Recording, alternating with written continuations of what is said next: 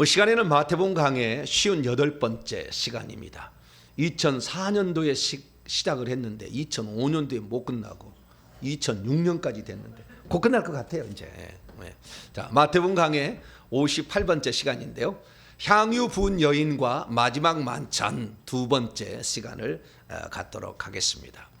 예수께서 예루살렘에 올라가셔서 이제 공생의 마지막 부분을 보내는데 그 마지막 그 부분 보내는 그 주간을 우리는 고난 주간이라고 부르고, 예수님께서 성만찬을 하시고 붙잡혀 갈 때 그때 성금요일이다 이렇게 이제 얘기를 하는데, 성금요일이 틀렸어요. 성금요일이 틀렸어요. 잘못된 거예요. 왜냐하면은 성금요일로 해가지고는 3일 3야가 될 수 없어요. 예수의 무덤에 붙여 있는 시간이. 그동안 잘못되어 왔는데 우리는 계속 그렇게 들어왔으니까 성금요일이다 이렇게 생각을 한 거죠. 그러나 성목요일입니다. 세족식과 성찬식을 목요일날, 수요일날 했을 가능성도 있어요. 그러나 너무 많이 나가면 또 문제니까 목요일쯤으로 하는, 그러면은 3일 3야가 될 수가 있어요. 그래서 성금요일은 아니다. 그것을 우리가 기본적으로 알아야 되고요. 뿐만 아니라 예수님께서 이제 예루살렘에 올라가시던 날 사람들이 종려나무 가지를 흔들었다 해서 종려주일이라고 얘기를 하죠. 그래서 우리가 해년마다 이제 종려주일, 고난주간, 종려주일, 고난주간 시작을 제수요일이라 하고 시작을 해서 40일 동안 이렇게 사순절이라는 걸 지키고, 그 다음에 종려주일, 고난주간, 성금요일 이렇게 해서 이제 절기를 맞춰서 부활주일까지 이어지는 거게 되는데요. 오늘 본문 말씀은 예수께서 이제 그 돌아가시기 전에 전날, 그러니까 목요일 날 잡히시고 세족식 하시고 성만찬 하시고 금요일 날 돌아갔어요. 금요일 날 돌아가시는 거죠. 그래서 이 돌아가시는 건데, 이 돌아가시는 장면에 나타난 사건들을 통해서 하나님의 뜻을 찾고 구하는 그런 시간입니다. 그래서 마태복음 26장 1절부터 우리 30절까지 말씀은 예수님을 잡아 죽일 흉계를 꾸미고 있는 이 산헤드린 공회의 장면이 나오고, 그러던 중에 하나의 삽입 기사가 나오는 거죠. 그 전에 있었던, 일주일 전에 있었던 이야기를 하나 갖다 놓고 있는데, 이 베다니 문둥이 시몬의 집에 있는 한 여인이 옥합을 깨뜨려서 예수님의 머리에 붓고 발까지 떨어지니까 발을 이제 머리털로 씻어주는 이런 그 장면이 나오죠. 이것은 전에 있었다는 사건을 여기다 갖다 놓은 거예요. 그럼 왜 여기다 갖다 놨을까라는 것은 가룟유다 때문에 그래요. 한 사람은 남자는 예수님을 팔아서 자기 스승을 팔아먹는 자가 되고, 한 여인은 자신의 일평생의 결혼 지참금으로 준비했던 그 고귀한 것을 깨뜨려서 기꺼이 주님께 드리는 이런 모습으로 비교하려고 그러는 거예요. 비교하려고. 여러분은 어디에 속하실래요? 남자가 되실래요? 여자가 되실래요? 여자가 되셔야 돼요. 주여, 오늘 남자분들 좀 기계가 조금 줄어드네요.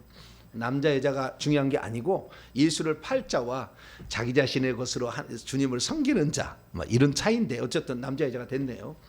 어쨌든 이 베다니 문둥이 시몬의 집에 있을 때에 한 사건이 있었던 것을 가져온 거예요. 그래서 서로 비교하려고 이렇게 가져온 거예요. 그럼 이 여인은 어떤 여인이었느냐? 향유를 깨뜨려서 예수님께 부어드렸죠. 근데 이 여인이 누구였는지를 요한복음 12장을 읽어보게 되면 마리아라고 아예 나와요. 마르다의 여동생 마리아, 나사로의 동생 마리아. 그러면 여기 자 6절 보세요. 베다니 나병 환자 시몬의 집에 계실 때라고 얘기하잖아요. 나병 환자가 있는 시몬의 집에 보통 사람들은 안 갑니다. 나병은 격리시켜 놓지. 그래서 사마리아 나병 환자하고 유대인 나병 환자가 섞여 있는 때도 있었어요. 이렇게 나병 환자는 좀 이렇게 멀리 이렇게 해놓잖아요. 여러분이 벤허를 보시게 되면 그 벤허가 좋아하는 여자와 그의 어머니가 나병 환자잖아요. 나병이 들어가서 어떤 동굴 같은 데서 격리되어 있어가지고 바구니로 무슨 밥을 내려가지고 이렇게 먹여주는 장면이 나오듯이 나병 환자는 가장 더럽고 추악한 저주받은 병이라 여겼기 때문에 함께 공동생활을 하지 않았죠. 그러니까 만약에 여기 나병 환자가 있었다면 예수님이 잘 안 갔을 거예요. 왜냐하면 집에 나병 환자가 있을 리가 없거든. 길 가다가 그 나병 환자가 스칠 수는 있을지 모르지만 집에 나병 환자가 존재하기는 어려워요. 왜? 그러면 가만두지 않죠. 돌로 다 그 집을 불살라버리는 돌로 막 때려서 무슨 난리가 나겠죠. 그러니까 이 나병 환자는 아마 고침 받았을 가능성이 매우 높아요. 네, 고침 받아갖고 왔을. 근데 이름이 시몬이고 장소는 베다니예요. 이게 베다니는 마르다와 마리아의 고향이자 거기 사는 곳이잖아요. 네. 그래서 그걸 합쳐보게 되면 이 베다니 나병 환자 시몬의 집은 마르다와 마리아의 집일 가능성이 매우 높아. 그러면 시몬은 누구냐? 시몬은 그의 아버지, 그녀들의 아버지였거나 마르다가 시집을 갔더라면 마르다의 남편이었을 가능성이 제기되고 있어요. 근데 아무도 몰라요. 왜냐하면 정확히 안 나왔으니까 추정을 해볼 뿐입니다. 근데 추정이 되는 것은 나사로가 죽었다가 오빠가 죽었다가 살아났고 아버지가 나병으로부터 고침을 받았기 때문에 마르다와 마리아가 예수님을 대접하려고 식사를 제공하는 길에 음식을 먹는다 하는 거예요. 이쪽에 식사를 먹는 걸 보니까 아마 감사의 잔치를 베풀었을 가능성이 매우 높죠. 그렇게 친다고 한다면 결국에 이 잔치는 예수님께 감사하기 위한 거였는데 그 감사가 단지 음식만 그냥 대접하는 거 끝난 게 아니라 아주 커다란 제자들의 눈에게는 커다란 한 사건이 벌어지고 말았어요. 그것은 이 속에 있는 한 여인이 그 마리아라고 추정되는 여인이 자신의 옥합을 목을 탁 깨뜨린 거예요. 목을 깨뜨린 거예요. 목을 깨가지고 거기에 이 나드 그 향유를 담는 병 그때 당시에 이렇게 생겼다고 그래요. 근데 이것은 정확한 것은 아니에요. 근데 이와 비슷한 호리병이었을 거다라고 추정이 되고 이 호리병은 한번 꺼내면 뭔가를 이렇게 쓰려고 하면은 더 이상에 쓸 수 없다고 그래요. 그래서 이것을 깨뜨려야 된다고 하는 것 같아요. 그래서 이것은 한번 깨뜨리면 이제 깨지는 건데 이것을 다 하니까 조금만 부어도 될 텐데 다 부은 걸 보고 낭비했다 생각해가지고 이 사람들이 이제 뭔가 문제를 제기를 한 거죠. 제자들이 문제를 제기한 거죠. 근데 그 제자들이 제기한 게 가룟 유다였고 그래서 가룟 유다와 마리아가 비교됩니다. 이 가룟 유다가 뭐라고 했느냐라는 거죠. 자, 여러분 성경을 봅니다. 잠깐 점검하고 넘어가 보죠. 8절 9절입니다. 8절 9절 시작. 제자들이 보고 분개하여 이르되 무슨 의도로 이것을 허비하느냐 이것을 비싼 값에 팔아 가난한 자들에게 줄 수 있었겠도다 라는 것을 요한복음 12장 읽어보게 되면 가룟 유다 저는 도둑이라 이렇게 나왔어요. 그래서 그것을 훔쳐가기 위하여 속셈을 드러낸 거다라고 요한복음 12장은 얘기해주고 있습니다. 그래서 이것이 가룟 유다였다라는 거고요. 근데 그 다음이 중요해요. 그 다음에 10절 예수께서 하시고 그들에게 이르시되 너희가 어찌하여 이 여자를 괴롭게 하느냐 그녀가 내게 좋은 일을 행하였느니라. 그 다음에 11절과 12절에 같이 읽어봅시다. 시작. 가난한 자들은 항상 너희와 함께 있거니와 나는 항상 함께 있지 아니하리라. 이 여자가 내 몸에 향유를 부은 것은 내 장례를 위함이니라. 여기에 기록에 의하면 이 여자가 행한 행동은 선한 일을 좋은 일을 했는데 그 이유는 뭐냐면 나는 항상 너희와 함께 있지 않기 때문에 나에게 할 수 있는 마지막 시간이었는데 그녀는 그것을 알고 나에게 했다는 것이고 첫 번째 의미는. 두 번째는 이 여자가 내 몸에 향유를 부은 것은 내 장례를 위함이라. 예수님께서 장사 지낸 바 되었다가 3일 만에 부활하셔 버려가지고 이 향유를 갖다가 몰약과 이런 향유를 갖다가 시체에 바를 수 있는 시간이 없었어요. 왜? 부활해 버려가지고. 그래서 결국에 이 여자가 죽은 시체에 먼저 향유를 바른 일을 했다고 주님이 결과적으로 맞아요. 결과적으로. 예. 죽지 않은 사람에게 붓기는 부었지만 결과적으로는 나의 장례를 예비했다는. 그래서 저는요, 예수님은 항상 우리가 무슨 일을 하든지 간에 주님을 사랑해서 한다고 한다면 그것을 귀하게 여기신다. 할렐루야. 그리고 좋은 해석을 해주신다. 네, 좋은 해석을. 진짜 이 여자가 조금만 부어도 될 건데 왜 이렇게 많이 부어가지고 낭비를 해? 이렇게 한 게 아니라 이 여자를 칭찬을 해주는 모습을 통하여 우리가 주님을 위해 생하는 어떠한 큰 것도 주님은 결코 허비라고 낭비라고 보지 아니하고 그걸 축하해 주신다. 할렐루야. 그걸 아셔야 돼요. 그래서 예수님을 사랑해 생한 모든 것은 가치 있는 일이며 주님을 위해서 소비되는 모든 것은 결코 허비가 될 수가 없다. 할렐루야. 그것을 말해주고 있는데 이것뿐만 아니라 두 가지가 더 있어요. 두 가지가 마가복음에는. 자, 마가복음 14장 열어봅시다. 이 두 가지 의미 말고 또 두 가지가 더 있어요. 자, 마가복음 14장 11절. 마가복음 14장 7절 8절에 보면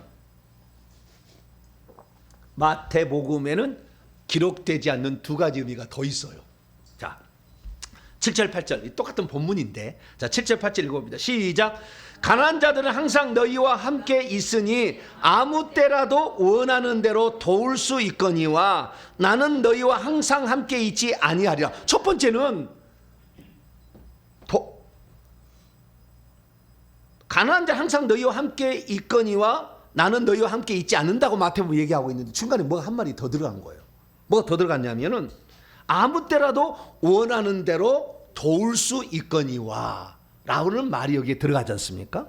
그러니까 이 예수 그리스도 이 땅에 육체를 입고 오신 예수님에게 행할 수 있는 기회는 이것이 마지막이었다라는 것을 정확하게 짚어주고 있는 거죠. 그전에는 내가 항상 너희와 함께 있지 아니하기 때문에 그녀가 행하선 잘한 것이다 이렇게 얘기하고 있지만 이거 뭡니까? 아무 때라도 가난한 자들은 도울 수가 있다 이거예요. 도울 수가 있다. 근데 예수님은 지금 아니면 두 번 다시 이런 걸 못 한다라는 것을 말해줘. 그러니까 예수님 육체를 이 땅에 입고 산 게 한 살부터 30살까지 30년 살았잖아요. 하나님이 육체를 입은 기간이었잖아. 이건 두 번 다시 없을 기간이잖아요.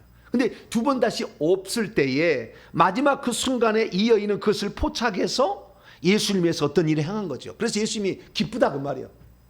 내가 참 고맙다라는 거예요. 그러니까 여기서 내가 알 수 있는 것은 예수 그리스도께서 육체를 입고 오셨을 때에 그 육체를 입고 오신 그 예수님에게 인간이 해줄 수 있는 마지막 어떤 감사의 표현을 이 여자가 했기 때문에 주님이 고맙다라는 생각을 했다는 거예요. 주님의 고맙다라는 얘기를 잘 안 하시거든요. 주님 뭐가 부족함이 있어서 고맙다고 그러겠어요? 그런데 주님의 고맙다라고 표현을 한 거죠. 이쪽에. 가난한 자들은 내일도 도울 수 있고 모레도 도울 수 있으나 나는 내일이 없다는 거잖아요. 너희가 나를 위해서 할 수가 없다는 거잖아요. 우리가 여기서 알 수 있는 것은 여러분들이 주님을 위해서 행할 수 있는 기회가 있을 때는 반드시 그 기회를 붙잡기를 바랍니다. 그걸 놓쳐버리면 그 두 번 다시 안 올 수 있다 그 말이에요. 이게 그 아주 중요한 점이에요. 우리가 주님을 위해서 헌신하고 주님을 위해서 뭔가를 드릴 수 있는 기회가 찾아올 때에 그 기회를 놓쳐버리면 두 번 다시 안 온다 그 말이에요. 그 물질이 안 오고 그 건강이 안 오고 그 기회가 안 온다 그 말이에요. 그래서 우리가 항상 그래요. 저는 그래요. 오늘의 이 기회를 하나님 나에 주신 것은 내 일생의 마지막 기회인데 내가 이것을 가장 값지게 나는 사용하리라. 할렐루야. 이렇게 생각하실 때 하나님은 고맙다라고 그런다. 너 고맙다. 이렇게 한다는 거예요. 그래서 항상 우리는 오늘 내가 뭔가를 할 수 있을 때 이것이 내 일생의 가장 중요하고 마지막이다. 오늘이 마지막이다. 내가 하였을 마지막. 이런 생각을 하고 우리가 산다면 하루하루를 가치 있고 소중하게 보낼 수 있지 않을까라는 생각을 해봅니다. 두 번째는 8절입니다. 8절 시작. 그녀는 힘을 다하여 내 몸에 향유를 부어 내 장례를 미리 주어. 그냥 앞에는 그냥 그녀가 내 몸에 향유를 부어 내 장례를 미리 준비했다는데 힘을 다하여 이 말이 나와요. 여기에 힘을 다하여. 이 여자가 향유를 깨뜨릴 때 아깝게 생각을 했겠어요? 안 했겠어요? 안 했어요? 이 여자가 향유를 깨뜨릴 때 이게 아깝다는 생각이 들었을까요? 안 들었을까요? 안 들었어요? 그래요? 어떻게 알았죠? 그 참 신기한 것은 말이죠. 우리가 진짜 은혜를 받아가지고 헌금을 하면 헌금이 아깝다는 생각이 안 들어. 희한해요. 근데 내가 믿음이 떨어져가지고요, 냉랭해지면 헌금이 아깝다는 생각이 들어. 똑같이 드리는데 희한하더라고요. 네, 이게 주님을 사랑함이 너무 많으니까 아깝지 않은 거예요. 주님을 사랑함이 없었으면 아깝다고 생각을 했을 거예요. 네. 그래서 내가 주님 앞에요, 뭔가를 내가 청소를 해도요, 주님을 사랑해서 하면은 그게 피곤하지가 않아. 근데 주님을 사랑하지 않으면 이딴 걸 나를 시켜가지고 구역장이 지가 하지만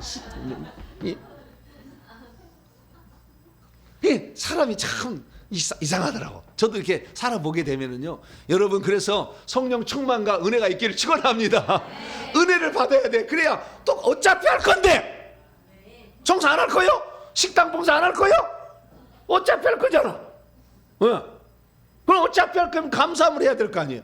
예, 감사함을 해야 돼. 그러니까 항상 이게 은혜를 받아야 돼. 하나님이 나를 사랑하셨다는. 그래서요, 그 사랑은 어디냐? 나는 용서받을 수 없는데 용서를 받았다는, 이게 가장 큰 주님을 사랑함이 나오는 거예요. 그것이 힌트가 나와. 힘을 다했다는 그 힌트가 나오는데, 이 여자가 엄청 주님께 이렇게 드려도 아깝지 않은 어떤 뭔가가 있었다는 거죠. 뭐 아버지를 살려줬더니, 오빠를 살려줬더니 그것 이상의 또가 있었을 거라고 봐요. 왜냐하면은 누가복음 7장에 보니까 이 여자는 또 딴 여자인데 막달라 마리아였을 거라고 추정돼요. 그 여자가 또 옥합을 깨뜨리는데 이때에 그 이야기가 나와요. 자, 누가복음 7장 한번 열어봐봐요. 주님을 사랑하면은요, 절대 돈이 아깝지 않고요, 봉사하는 게 아깝지 않아요. 막 짜증나지 않아요. 네. 그런 날이 일생 동안 펼쳐지길 축원합니다. 네. 자, 보십시다. 자, 누가복음 7장에 보게 되면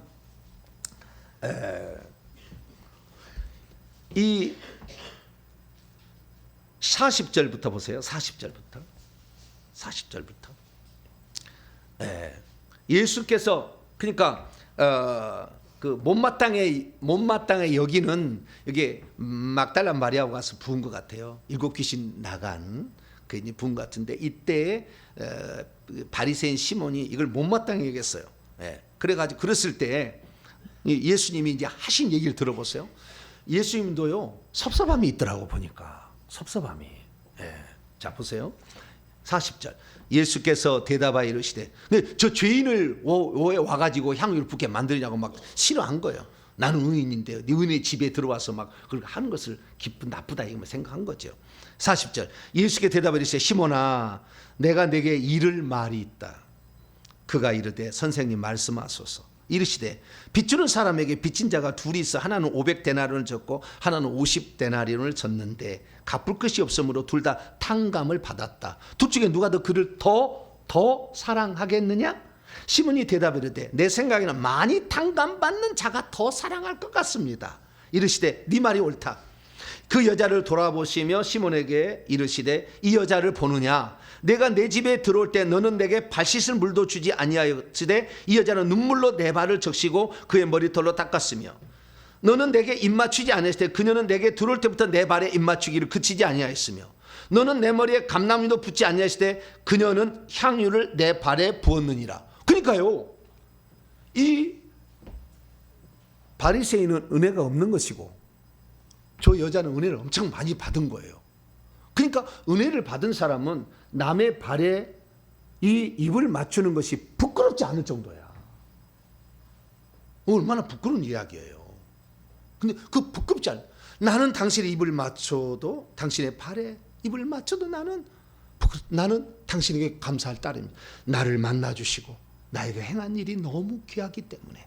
그래서요, 저는 그 모든, 우리가 이 은혜의 근원은 내가 영원히 지옥 갈 수밖에 없는 나를 주님이 불러서 예수 믿게 해서 천국 가게 해주셨다. 할렐루야.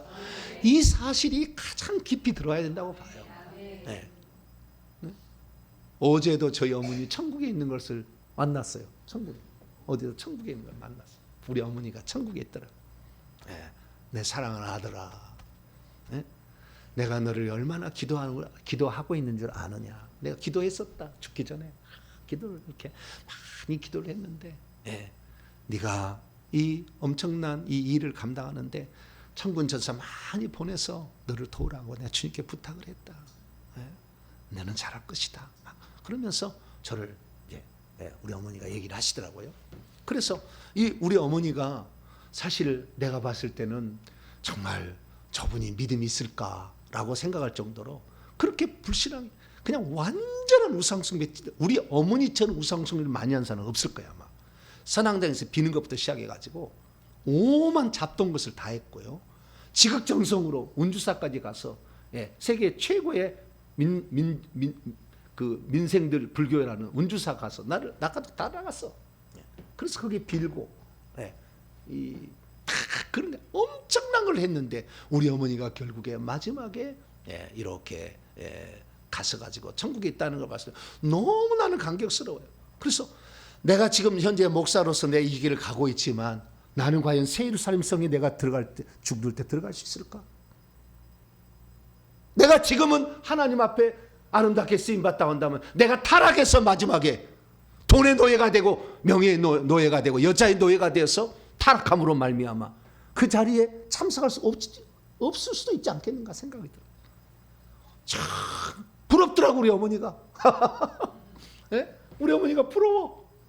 야, 나는 그래서 내가 하나님께 받은 은혜를 내가 결코 잊지 않고 내가 이것을 내가 지켜나가리. 할렐루야. 일편단심 민들레처럼 오직 주님만을 바라보내 가리라. 다시 한번 이렇게 다지는데요. 그래서 주님이 나를 사랑하셔서 구원한 것만도 감사한데 나는 말씀을 증언할 수 있는 위치까지 주셨잖아요. 아무나 이걸 못 하더라니까. 나는 다 한 줄 알았어요. 다 할 줄 알았다고. 그런데 이게 아무나 할 수 있는 게 아니었더라고 나중에 보니까. 그래서 나는 이 말씀을 증언할 수 있는 이런 위치까지 나를 세워진 이 사실 자체만으로도 너무 감격해. 할렐루야. 그래서 내가 이 요즘에 기부금 영수증 내 떼라고 해서 내가 떼줬잖아요.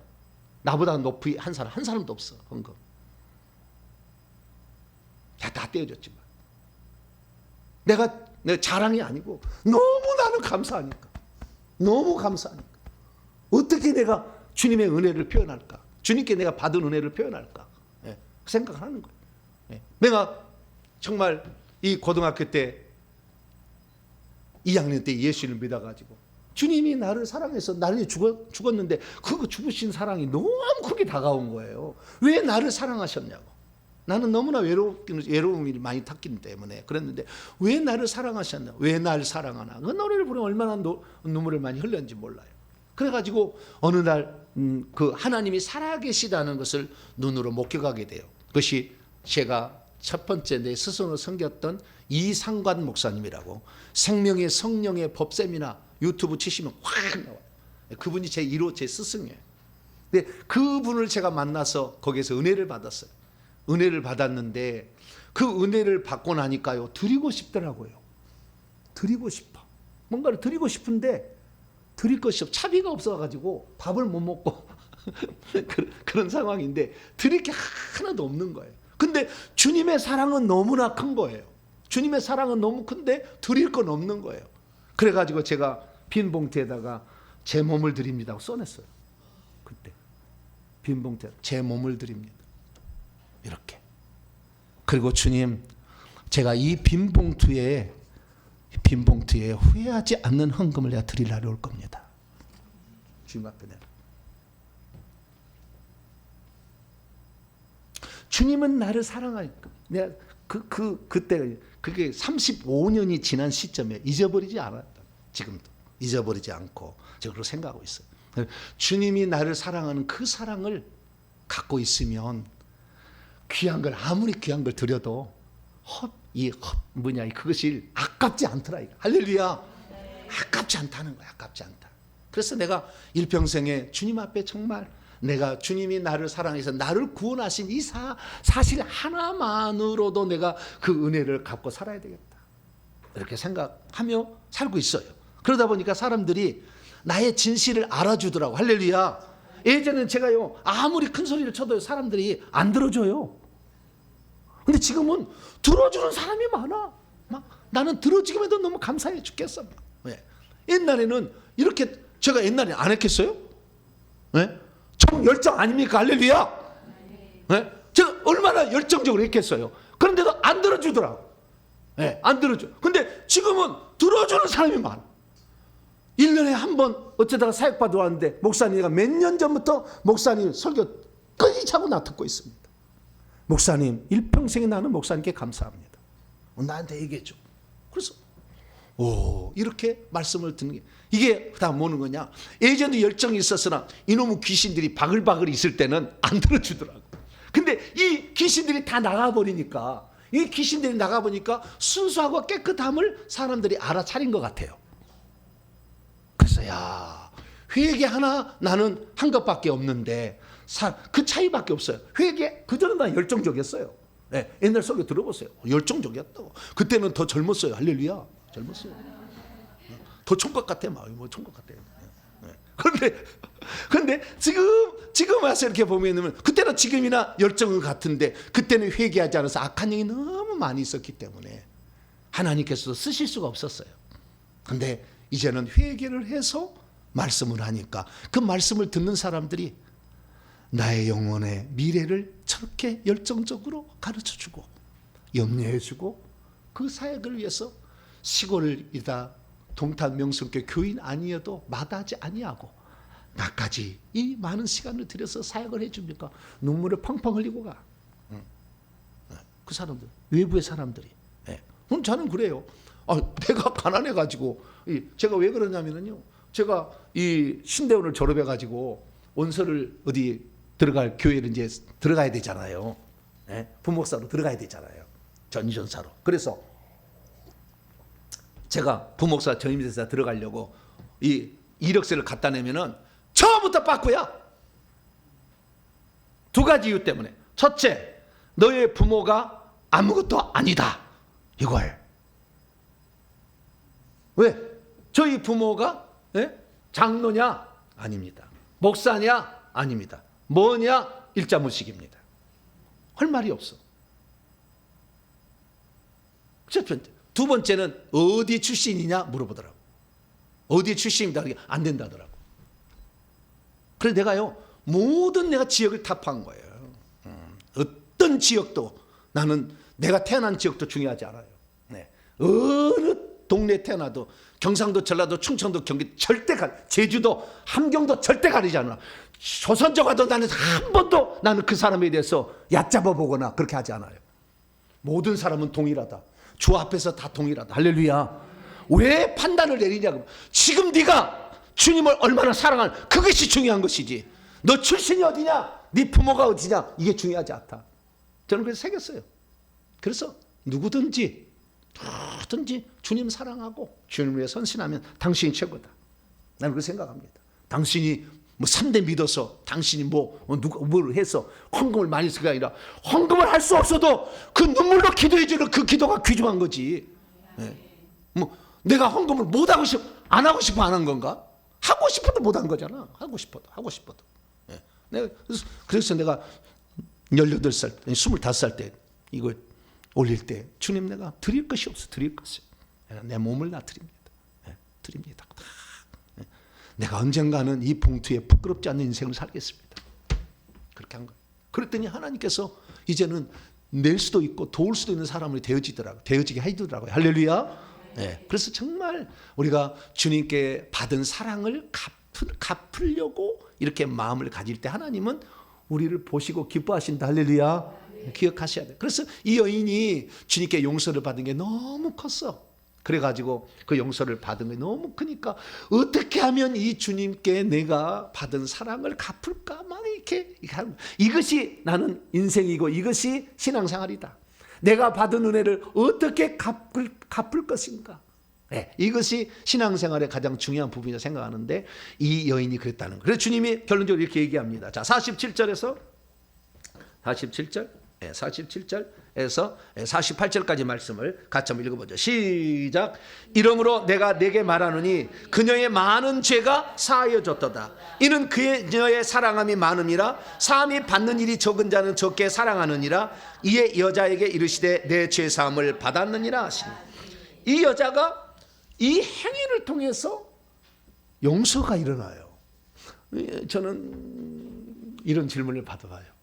목사님, 제가요, 목사님 말씀을 듣고요, 회개 열심히 해서 제가 1000번을 했거든요.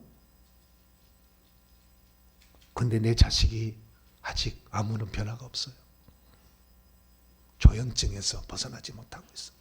내 1000번을 내가 기도, 목사님 1000번 하면 뭔가 이렇다고 그래서 내가 1000번을 했는데, 목사님, 내 자녀가 아무런 문제가, 아무리 해결이 안 되고 지금도 어려워요. 그런 사람이 있어요. 그래서 제가 어느 날 이 문제를 가지고 깊이 고민을 했어요. 그랬더니 제 스승 목사님이 저에게 가르쳐 줬어요. 어떻게 그 딸이 낳는 것인지 알려줬어요. 제 스승 목사님은 40년 이상을 그러한 이 무당의 영에 고통받는 사람을 치유해 준 사람이었어요. 목회자였어요. 그래서 내가 물어봤어요. 과연 조현증이 낫습니까? 목사님, 회개하는데, 회개시키는데 과연 낫습니까? 그랬더니 목사님 하신 얘기가 뭐라고 얘기하시느냐. 조현증이 나타나는 것은 저주받은 것입니다. 조상이 무당으로서 남에게 너무 나쁜 일을 많이 해서 그 고통을 지금 그 후손이 지금 받고 있는 겁니다. 그래서 저도 조현증을 치료해 봤지만 안수를 날마다 해서 2년을 했더니 조금 좋아집디다. 낫는 거 있으면 있긴 있었어요. 그러나 쉬운 질병은 아니었습니다. 그런데 그럼 어떻게 낫습니까? 6개월도 낫는 사람이 있어요. 그러더라고요. 아니? 6개월도 기도했는데 나아요? 어떻게 나았는데요? 그랬더니 들려준 이야기가 있는 거예요. 내가 이 사형수 얘기를 들려주는 거예요. 내가 죄를 너무 많이 졌어. 사형! 그래가지고 감옥소에 가뒀어요. 사형을 감옥에 가뒀다. 이 양반은 이제 사형만을 기다리고 있는데 그 사형수가 모범적으로 살면 무기징역으로 낮춰주는 거예요. 너무 잘 이렇게 하고 성실하게 사니까 무기징역으로 낮춰주는 거예요. 그 무기징역에서 이제 뭐 30년 또 낮춰지고 뭐 이렇게 하는데, 어느 날 이 나라에서 특사를 통해서 8.15 광복절 특사하면은 그런 사람이 석방되는 경우가 있다는 거예요. 석방되는 경우가. 그래서 하나님께서도 우리가 진심으로 기도해버리면 그 눈물이 하나님께 상달되는 날 주님이 싹 쳐져 버린다는 거예요. 그래서 그 조현증에 관한 회개를 4,000번, 5,000번을 했어야 되는데 1,000번 해도 탕감시켜서 없애버릴 수가 있다는 거예요. 그것은 하나님이 그 마음을 보신다. 그래서 여기 보니까 이 여자가 주님을 너무 사랑해서 용서를 해주는 장면이 나와요. 그래서 여러분이 주님을 감동시켜버리면 주님은 여러분의 죄를 더 물어야 돼. 그러니까 더 죄값을 물려야 되는데 그 죄값을 안 물리고 탕감 없애버린다니까요. 그럴 날이 올 수 있는 거예요. 그래서 조현증은 낫는 것이지, 이 조현증에 대해서 회개를 해서 낫는다고 한다면 10년을 할지 20년 할지 몰라. 내가 봤을 때.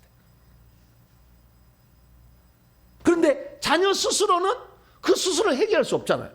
그냥 오직 부모만 할 수 있는 거예요. 엄마만 할 수 있는 거예요. 아버지도 제대로 안 되는 것 같아요. 죄송합니다. 좋은 아버지도 있긴 있을 텐데 대부분 안 돼. 어머니만 할 수 있는 어머니. 주님, 우리 조상들이 우리 하나님을 너무 노엽게 하나님이 싫어하는 무당 우상 숭배의 죄를 지어서 내 자식이 이 고통에 처해 있습니다. 하나님, 내가 대신 회개합니다. 내가 대신 회개합니다. 나를 보시고 내 딸을 죄를 용서해달라고. 그리고 회개하면서 나가게 되면 하나님이 어느 날 그것은 특사로 풀려나는 것이지 회개를 해서 다 없앨까지 한다고 한다면 끝이 없다. 그래서 이 회개라는 게 단순하게 그래서요. 회개를 해갖고 온 사람, 회개 기도를 해갖고 온 사람 보잖아요. 어떤 사람은 목사님 이 숫자를 빨리 채워야 사역을 받을 수 있다 해서 막 하루에도 3번, 8번, 10번까지 읽어버려. 막.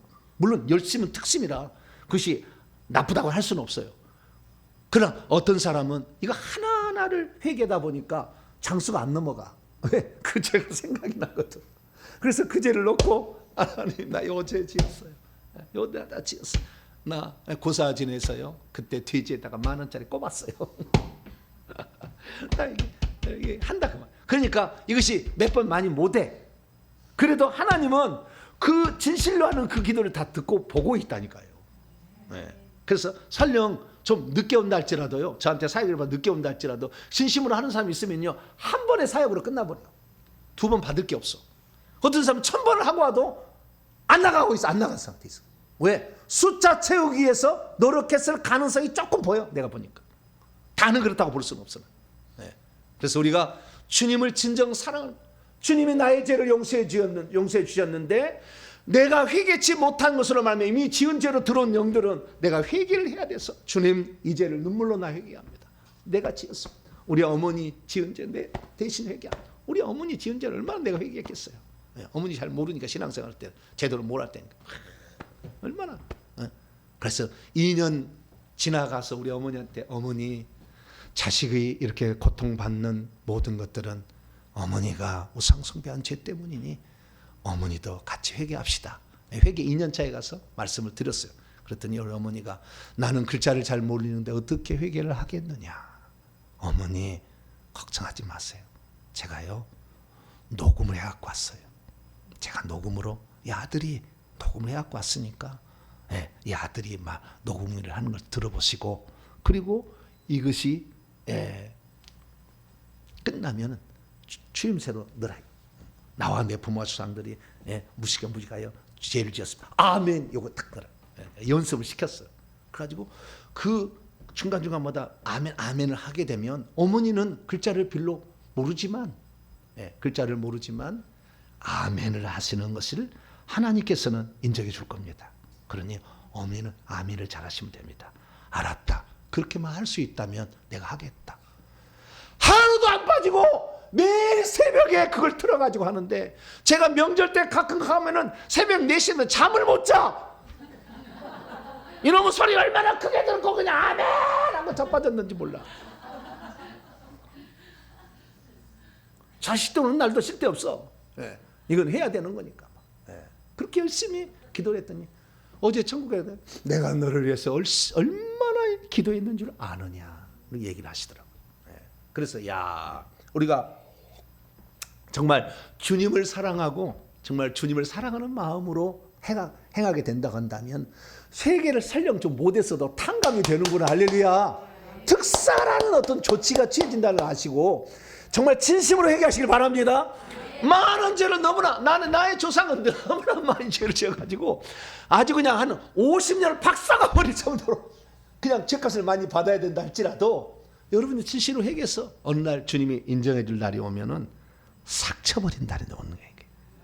그래서 그걸 꼭 기억하시고 그런데 이렇게 놀라운 주님을 사랑을 표현한 한 여자에 비해 한 남자는 내가 출세하는데 주인을 예수님을 이용해 먹으려고 출세를 해야 되겠는데 우리 주인은 맨날 죽는다고 하고 맨날 3번씩이나 죽는다 4번씩이나 막 죽는다고 하고 막 그러고 그 다음에 돈 막 이렇게 그냥 뒷구녕으로 막 이렇게 그냥 세배가려고 사투리인 것 같기도 하고 세배 간다는 거 아세요? 뒷구녕으로 세배 간다. 모르시죠? 어디서 들었을까? 우리 어머니의 용어인가? 뒷구녕 훔쳐가려고 이렇게 생각하고 이 돈 생각을 해서 결국에 예수님을 팔게 됩니다. 얼마에 팔까요? 자, 그 다음 구절 봅시다. 이런 사람도 있어요. 자, 14절로 마태복음 26장 14절로 16절까지 읽습니다. 시작. 그때 12 중에 하나인 가룟 유다라는 자가 대제사장들에 가서 말하되 내가 예수를 너희에게 넘겨주리니 얼마를 주려니 하니 그들이 은 30을 달아주거늘 그가 그때부터 예수를 넘겨줄 기회를 찾더라. 얼마를 달아줬어요? 은 30을 스가랴 11장 12절의 말씀에 성취인데, 예언의 은 30을 성취인데, 이 은 30을 달아, 은 30의 양은 뭐냐? 노동자의 3달치, 많으면 4달치의 월급이에요. 은 30이. 그러면 은 30에 3달치 4달치라고 그 한다면은 3달 예 한다면 약 100데나리온 120데나리온 정도 되는 거예요. 100데나리온을 만약에 친다 그러면은 아까 마리아가 옥합을 깨뜨려서 그걸 팔았더라면 몇 데나리온 된다겠어요? 300데나리온 된다겠잖아. 근데 가룟 유다는 자기 스승을 3분의 1 가격에 팔아버리잖아. 3분의 1도 안 되는 가격에 주님을 이용해 먹으려고 왔으니까, 주님을 이용해서 한 자리 하려고 하고 자의적 우의적 한 자리 하려고 하는데 야고보 요한부터 설치고 자빠졌네. 막 이모 아들들이라고 말이지. 에? 나는 아무것도 아니라고. 그러니까 뒤처지니까 기분 나빠하고. 은 30에 팔 수가 있을까? 그게 주님을 이용하려고 하면은요, 자기가 주님으로부터 어떤 혜택을 더 이상 못 받아가면 기꺼이 버리는 거예요. 주님은 그 이기적인 욕심을 모를 것 같아요. 왜 사람들이 질병에 안 닿느냐?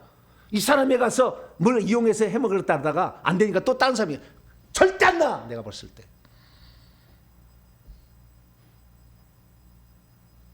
이용해 먹으려, 주님을 이용해 먹으려는 것을 버리셔야 돼요. 주님은 다 중심을 보고 있어요. 네.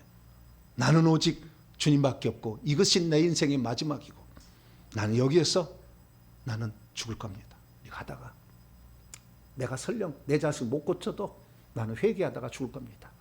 그런 마음으로 갈 때 어느 날 하나님이 개입을 하시는 것이, 여기서 안 되면은 또 다른 데로 가보지. 인천이 좋대. 어디가 좋아요? 아니야. 거기 그 광명이 좋대. 광명이 좋대. 광명 가면 좋을 것 같아요? 아니 서울이 좋대. 아니 부산이 좋대. 부산이 막. 네. 해보세요. 돌아다녀 보세요. 일평생의 떠돌입니다. 목숨을 거세요. 제가 지금까지 성경을 연구하고, 저는 그냥 연구한 사람이 아니에요. 성경을 다 연구해 봤어요. 다 연구해 보니까 이게 회개 이상의, 회개하고 주님 사랑하는 거, 이거 이상의 다른 것은 없어요. 어떤 방법은 다시 원상복귀돼요. 그때는 나을 수 있어요. 다시 원상복귀돼요. 그러나 회개는 하면 할수록 어떻게 돼요? 악한 영이 나가주는 거니까. 할렐루야. 1000번하고 2000번 3000번 더 나가주잖아. 막. 네, 더 없어지잖아. 네, 주님 사랑은 철철철철 넘치지. 할렐루야. 이게 낫지 않을 수 없다니까요. 주님의 사랑이 질병의 특효약이요. 할렐루야. 주님에 대한 사랑이 특효약이고, 회개를 해야, 그러니까 우리가 여기에 썩어서 있으면은, 이게 골마 있으면은 먼저 골문 것을 긁어내고 악도쟁기를 발라야지. 골문 것을 꺼내지도 않고 악도쟁기만 늘 바르고 있으니 안 되잖아요. 그래서 먼저 회개를 통해서 악한 영을 내보내고 주님을 사랑해. 할렐루야. 주님의 사랑의 양을 바르면 낫는 거라니까요. 안 낫을 것이 없다니까. 나의 허리, 나 완전 파괴돼서 걸어다니도 못했어요. 25살 때. 교회 부장 집사님이 날마다 실어 날렸어요. 나를 병원에. 그러나 고침받아서 30년 이상 써먹었는데 아무런 지장이 없게 쓰고 있어. 할렐루야. 주님에 대한 그 사랑, 일편단심, 변치 않는 그 모습을, 그 마음을 다 갖고 있으니까 주님이 너는 됐다. 할렐루야. 그러니까 고쳐져 버린다니까. 네. 그렇게 생각하실 거예요. 어떤 질병도 상관없어. 암병, 사기, 말기도 쓸데없어. 주님 고쳐준다면 즉시 나을 수 있습니다. 네. 주님은 믿음으로, 그리고 주님의 사랑으로 그걸 고치기 때문에 이건 초자연적 역사예요. 네. 그래서 정말 내가 주님 앞에 뭔가 하려면 목숨을 거세요. 목숨을. 네. 그래야지. 적당히 해보다가 아닌 게 비요. 여기도 아닌 게 비요. 막.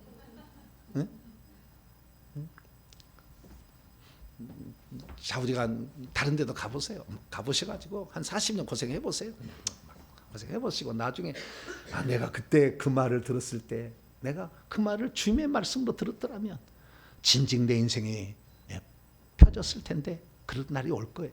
그래서 제 말로 듣지 마시고 주의 말씀으로 잘 들으셔가지고 정말로 회개 많이 하시고 주님 사랑하시기를 간절히 바랍니다. 네. 이 다른 욕심으로 왔던 것, 이 가룟 유다는 그래서 일부러 비교하려고 마리아의 사건을 요 사건 앞에다가 붙여놓은 거예요. 이렇게 마태는 주제별로 이렇게 묶어놓잖아요. 이렇게 묶어놓은 거예요. 네. 그래서 우리는 주님을 더 사랑하시고 회개를 더 하시게 되길 바랍니다. 이제 마지막으로 주님은 제자들을 사랑하시는데 어떻게 내가 이제 떠나잖아. 내일이면 죽잖아. 내일이 아니요. 오늘 저녁에 게스마네 동산 가서 내일 새벽에까지 기도하다가 아침 되면 와서 새벽녘에 잡으러 온 사람에게 잡혀갈 거예요. 이게 목요일 날이에요 지금. 목요일 날인데 주님께서는 이제 제자들을 떠나서 육체를 갖고 있으면서 제자들과의 마지막이라는 것을 주님은 아셨어요. 미리 아시죠. 네. 그럼 내가 제자들을 사랑한다는 것을 어떻게 표현할까? 주님은 그 생각을 하셨어요. 그래서 요한복음은 마태, 마가, 누가복음이 일려주지 않는 성찬식 전에 한 사건을 우리에게 얘기해 줍니다. 자, 요한복음 13장.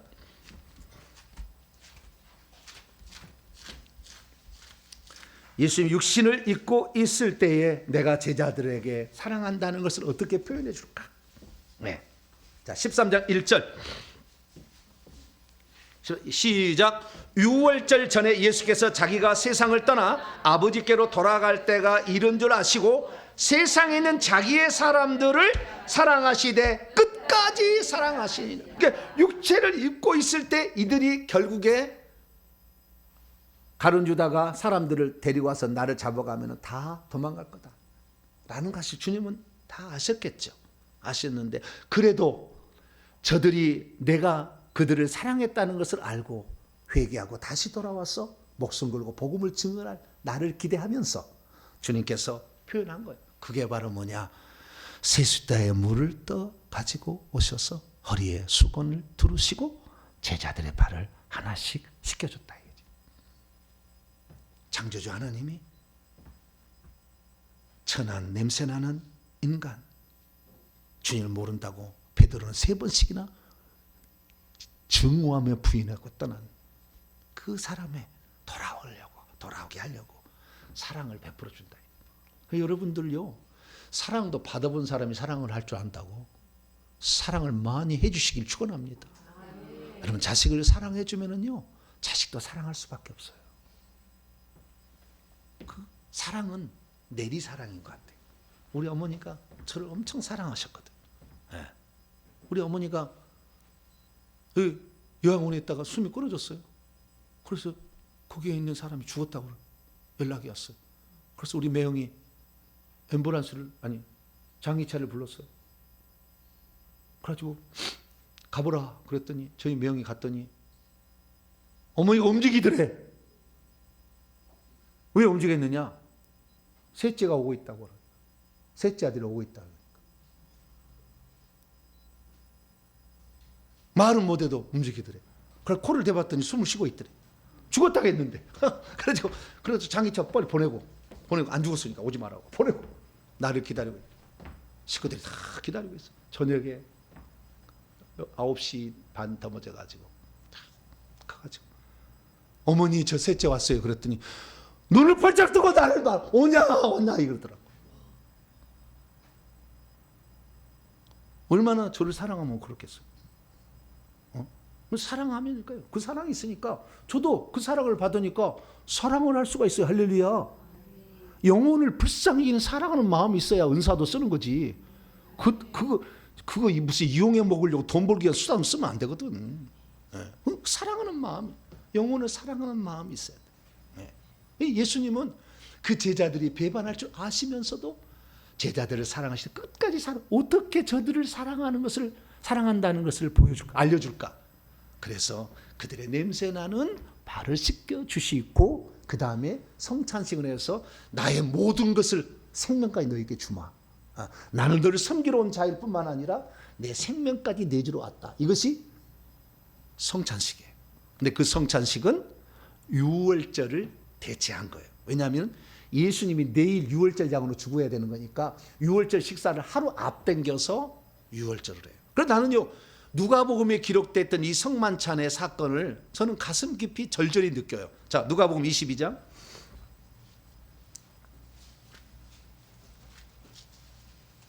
누가복음 22장 15절을 저는요, 얼마나 이걸 갖고 많이 내가 속으로 울었는지 몰라요. 네, 누가복음 22장 15절 읽으면서, 네. 15절 14절부터 읽습니다. 시작. 때가 이르매 예수께서 사도들과 함께 앉으사 이르시되 내가 고난을 받기 전에 너희와 함께 이 유월절 먹기를 원하고 원했다. 원문에 보면 간절히 원하고 간절히 원했다 그 말이에요. 유월절을, 이 유월절 식사를 하기를 간절히 원하고 간절히 원했다. 예. 왜 유월절 식사를 간절히 원하고 간절히 원했을까요? 이것은 예수 그리스도께서 이 땅에 자기의 사람들을 사랑하는 것을 이제 마지막으로 뭘로 표현할 거냐? 먼저는 제자들의 발을 씻겨주고 그 다음에 살과 피를 이렇게 주심으로 나의 모든 것을 너에게 준다. 줄 수 있는 기회가 있어서 내가 죽는 것이 피 흘리고 결국에 가서 성령을 받아서 생명을 주는 건데, 이것을 표현할 수 있는 마지막 기회가 이 유월절 식사였던 거죠.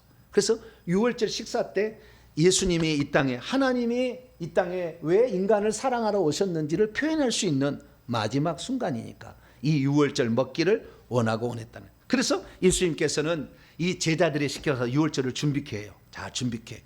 그래서 이미 다 하나님께서는 천사를 보내서 알려줬는지 마가다락방에서 준비를 시켜요. 그래서 다 읽어보면은 마가다락방에 준비를 시키는데, 그래서 제자들이 마가다락방을 모르잖아요.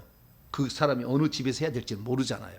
그래서 하는데 예수님이 알려줘요. 다 어떻게 하느냐? 네가 그때 두 사람을 보내, 베드로와 요한을 보냈다고 나와요. 누가복음 읽어보게 되면, 마가복음 누가 읽어? 제자들을 보냈다고 하는데 베드로와 요한을 보내요. 성으로 들어가면 물동이를 이고 가는 한 남자를 보게 될 것이다. 물동이를 이렇게 들고 갔는지 모르고 들고 갔는 자제가 물동이를 가지고 가는 한 남자를 보게 될 것이다. 그러면 그를 따라가라. 그럼 따라가면 한 집으로 가게 되시다. 그러면 그때 그 사람이 얘기하기를 우리 주님 예수님이 당신 집에서 유월절을 먹기를 원하신다고 얘기를 하면 자리를 줄 거다 라고 얘기를 해줘요. 그래서 그 사람은 마가 요한일 것으로 추정이 돼요. 물 들어온 사람 마가 요한. 그래서 마가 요한이 마가복음을 나중에 씁니다. 자, 이 마가 요한으로 추정되는 그 물동이를 지고 가는 사람, 이 사람을 따라가서 갔더니 아니나 다를까 이미 천사를 통해서인지 꿈을 통해서인지 하나님이 이미 작업을 해놨어. 그렇지 않고 기다리고 있었습니다. 여기가 유월절 식사를 하실 장소입니다 라고 내린 거 보니까, 가보니까 제가 성주실에 가보니까 2층에 있더라고요. 2층에 상당히 넓어요. 요거보다는 좀 우리 본당보다는 좀 적은데요. 좀 넓어요. 2층이더라고요. 그 2층, 그래서 마가 다락방이라고 얘기를 하는데 고기를 이제 준 겁니다. 그래서 준비를 해서 딱 와서 예수님께서 이제 성찬식을 하는 거예요. 근데 그 성찬식 할 때, 그러면 이 성찬식을 할 때 어떻게 했냐? 순서는 먼저 유월절 식사를 먼저 하셨어요. 유월절 식사. 그 다음에 유월절 식사 후에 유월절을 바꿔서 하나의 어떤 언약을 다시 체결해. 그것을 새 언약이라고 합니다. 그래서 다시 제자들과 어떤 의식을 행해요. 그 의식은 내가 올 때까지 지켜라. 이것을 하라고. 이것이 성만찬이에요. 그래서 오늘 우리가 성만찬을 하는 거예요. 성만찬을. 그럼 예수님께서 그때 행하신 건 뭐냐? 먼저는 유월절 식사를 하셨어요. 유월절 식사는 양고기 먹고 쓴나물 먹고 무교병 먹고 이렇게 한 거죠. 이렇게 얘기했어요. 그런데 이때 또 얼마나 가슴 아픈 일이 있는데, 이 중에 하나가 나를 판다는 걸 주님 아셨죠. 그래서 그의 마음을 나중에 돌이키게 하기 위해서, 왜? 주님은 먼저 아셨다. 나를 내가 팔 줄 아셨다. 그래서 나에게 사인을 줬다. 그래서 회개할 수 있도록 하기 위하여 예수님께서 어떤 얘기를 하셔요. 자, 다시 마태복음 26장 21절부터 25절까지 21절부터 그들이 먹을 때에 지금은 유월절 식사를 하고 있는 거예요.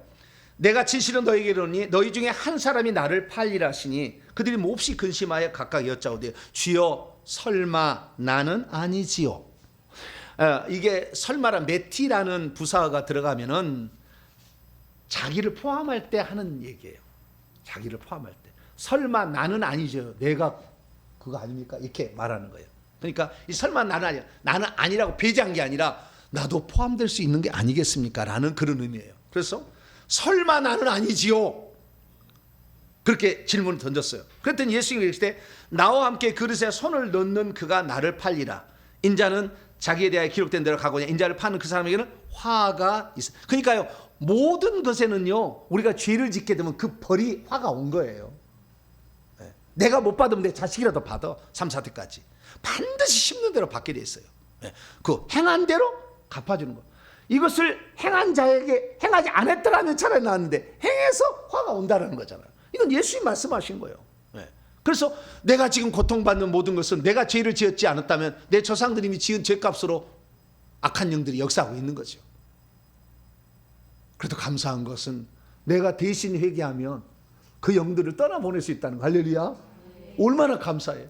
이거 안 떠나본다고 천국 지옥 가는 건 아니에요. 뭐 지옥 갈라지는 건 아니에요. 그것이 막 변형되는 건 아니에요. 그러나 이 영들이 있으면 얼마나 인생이 괴롭냐. 질병으로 가난으로 신기로 맡김으로 얼마나 힘들냐. 그래서 이것을 내보내게 한 거니까 더 회개를 하시고 주 예수 그리스도를 믿지 않은 것을 회개하는 것이 구원을 결정하는 것이고, 그러나 그 뒤에는 저주를 떠나보내는 것이니까 더 회개를 하시면 저주를 떠나보낼 수 있어요. 그래서 모든 행동에는 항상 책임이 따른다라는 사실을 아셔야 돼요. 내가 부정한 입술을 쓰게 되면 이 부정한 입술을 쓰게 되면 귀신이 내 혀에 달라붙어요. 그래서 방언할 때 저주하는 방언하고 욕하는 방언을 섞어서 하는 거예요. 이 입술을 잘못 쓰면 불평하고 불만하고 남 씹고 그래 보세요. 반드시 혀에 악한 영이 달라붙어요. 그래서 그냥 말은 못하니까 방언할 때 그걸 섞어버려요. 저주하는 일을 하는 거예요. 그래서 빨리빨리 회개하셔야 돼요. 할렐루야. 빨리빨리 회개하시고 저한테 와서 혀에 있는 영을 싹 다 잡으셔야 돼요.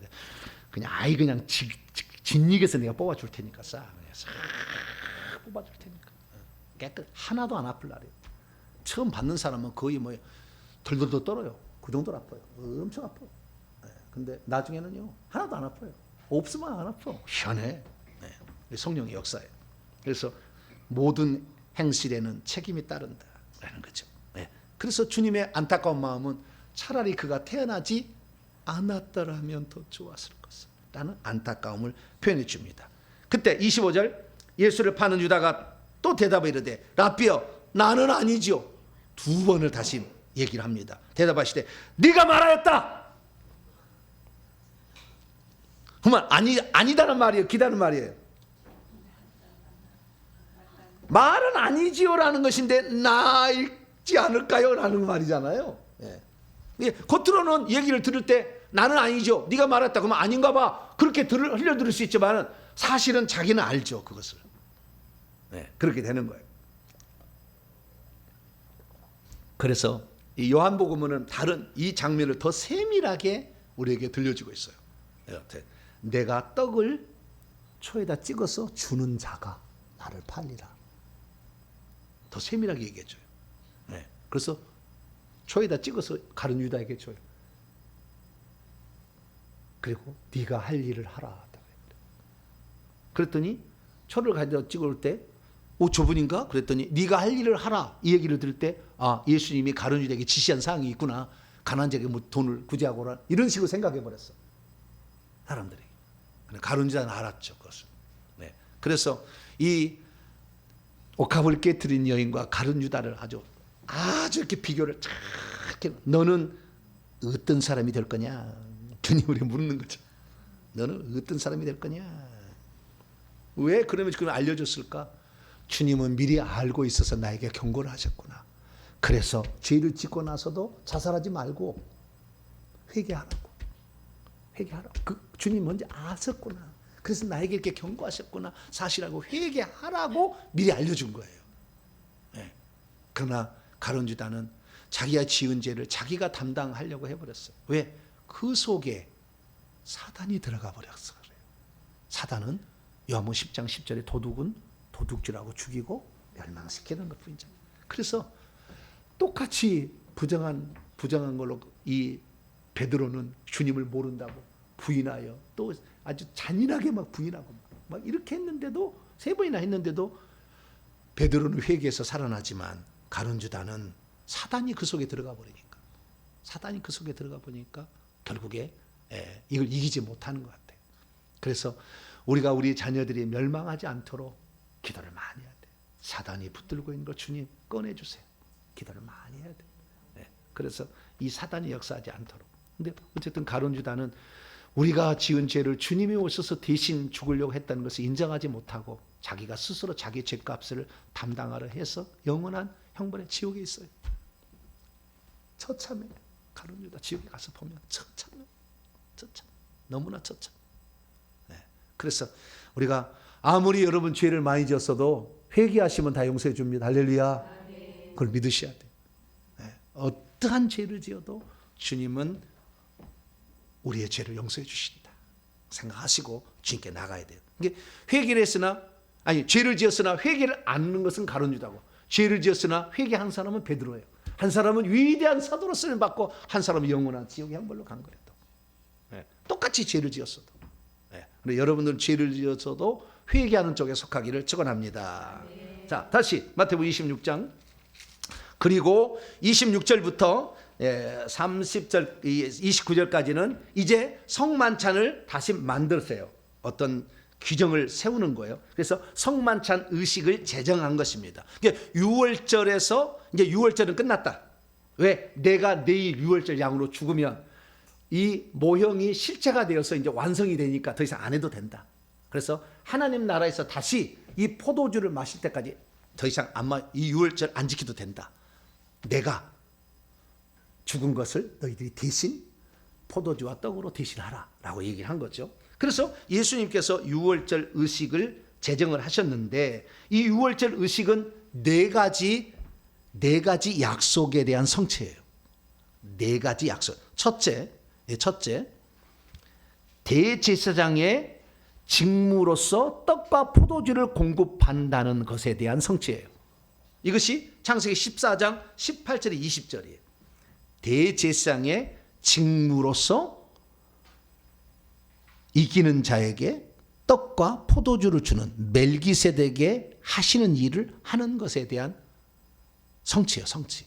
이게 첫 번째. 두 번째는 출애굽기 12장 6절에서 8절에 나온 것처럼 6월절 어린 양으로 당신이 흠없는 양으로 죽는다. 그래서 사망의 재앙을 받지 않게 만들기 위하여 예수님이 6월절 양으로 죽는다. 그래서 고린도서 5장 7절에도 우리의 6월절 양 그리스도께서 희생되셨느니라 이렇게 말하고 있죠. 세 번째는 뭐냐? 세 번째 레위기 16장에 나와 있는 속죄일 제사를 드리기 위한 양이 되는 거죠. 그것이 바로 속죄 양이 되는 거예요. 예수님. 세 번째는 속죄 양. 첫 번째는 뭐라고요? 대제사장이 준 떡과 포도주를 주기 위한 것이고, 그 다음에 두 번째는 6월절 양이 되게 하신 것이고, 세 번째는 속죄 양이 되시게 한 거예요. 이것이 이제 레위기 16장에 보면 잘 나와 있어요. 마지막은 예수님께서 옛 언약을 파하시고, 옛 언약, 6월절이라는 옛 언약을 파하시고 새 언약을 체결하신 거예요. 새 언약을. 그래서 이 옛 언약은 예수님을 위해서 모든 게 존재한 거예요. 그래서 예수님이 그 언약을 성취하심으로 구약의 요구사항을 다 이루어져서 더 이상 이제 할 필요 없는데, 주님은 새 언약을 체결하심으로 이 떡과 이 포도주를 먹는 자는 결국에 생명을 얻고, 떡은 생명을 얻고 포도주는 죄사함을 받는다 라는 사실에 관한 것을 새 언약을 체결하는 거예요. 그래서 이 4가지 의미가 있는 거예요. 4가지 의미가. 근데 시간이 지금 많이 가버려 가지고 앞에 그냥 너무 하다가 너무 합니다 그냥 가버렸어요. 그래가지고 이건 다음 주에 더 이어서 이 부분 네 가지 아주 중요한 의미인데요. 이 네 가지 의미를 예수님이 성취하기 위해서 이 성만찬을 새로 제정하신 거예요. 그래서 우리는 오늘도 이 성만찬을 통하여 주님이 어떤 분으로서 우리에게 다가오시고 뭘 해주시기를 원하셨는가, 그분이 성만찬을 뭘 해주시기를 원하셨는가를 다시 한번 깨닫고, 주님이 나를 위해서 모든 것을 다 주셨구나. 네. 피 한 방울 남기지 아니하고 싹 주시고 하셨죠. 그래서 감사한 것은 예수님이 피를 다 쏟고 갔다는 거 아니에요. 네. 피 갖고 갔으면 우리가 지금 사용할 피가 없을 텐데 예수님의 피를 다 쏟아고 갔으니 그냥 우리가 귀신만 타라도 예수 피! 할렐루야! 그러면 귀신 쫓겨나잖아. 해보세요. 안 쫓겨나는 귀신 없어요. 네. 귀신 나타나면 무조건 예수 피! 그래보세요. 네. 얼마나 좋은지 몰라. 그래서 예수의 피에 네 가지 효능이 있어요. 그것까지 다음 주에 또 공부를 해서 예수 피를 쓸 수가 있어요. 남겨놓고 가서 다 갖고 갔잖아, 몸은. 그렇죠? 네? 하나님이 사람 되어가지고 육신 됐는데 몸 살하고 뼈는 갖고 갔잖아요. 몸만 남겨놓고 갔어요? 피를 남겨놓고 갔잖아, 피를. 그래서 우리가 피를 쓸 수 있는 거야. 할렐루야. 이 피가 들어와서 귀신도 녹여서 밖으로 내보낼 수 있는 것이고 얼마나 좋은지 몰라. 그래서 예수님은 정말로 어느 것 하나 버릴 것이 없어요. 예, 버릴 것이, 명태를 잡으면 버릴 것이 없던가. 그렇죠? 예, 장자까지 다 먹잖아. 예, 그러듯이 예수님은 피 한 방울까지 다 중요하잖아. 할렐루야. 뭐 다 중요한 거니까. 예수님은 말씀 하나도 그냥 보화보다 더 큰 말씀이고, 예, 그분의 육체, 그분의 생명이고, 예, 그분의 피는 우리의 속죄와 귀신까지도 내보낼 수 엄청 능력으로 다가오니까 예수님께 감사하며 평생 사시기를 간절히 바랍니다. 거룩하신 하나님 감사합니다. 주님을 사랑하고 그래야 우리가 일평생에 회개해야 할 것도 주님 우리의 마음을 보시고 네 죄사함을 받았느니라 선언하심으로 즉시 귀신을 쫓아버리십니다. 하나님 아버지, 우리가 정말 주님을 사랑해서 회개를 해야지. 영혼을 불쌍히 여기는 마음으로 회개를 해야지. 불편한 것이 아니라 정말 영혼을 사랑하는 마음으로 우리가 회개를 해서 우리도 막달라 마리아하고 마르다의 동생 마리아처럼 주님께 사랑을 받고, 그래서 복음이 증거된 것마다 이 여인이 행하던 일을 증거하라 했던 그 주님의 마음이 우리에게 다가올 수 있기를 원합니다. 행여나 가룟 유다처럼 주님을 이용하려 하다가 뜻대로 되니까 자살해서 죽어서 영원한 형벌을 받는 그런 사람에 속하지 않게 하여 주시옵소서. 무슨 죄를 지었더라도 회개만 하면 주님이 용서해 준다는 사실을 알고 반드시 회개해서 우리의 영혼은 천국에 안착할 수 있도록 도와 주시옵소서. 우리 주 예수 그리스도의 이름으로 기도하옵나이다. 아멘.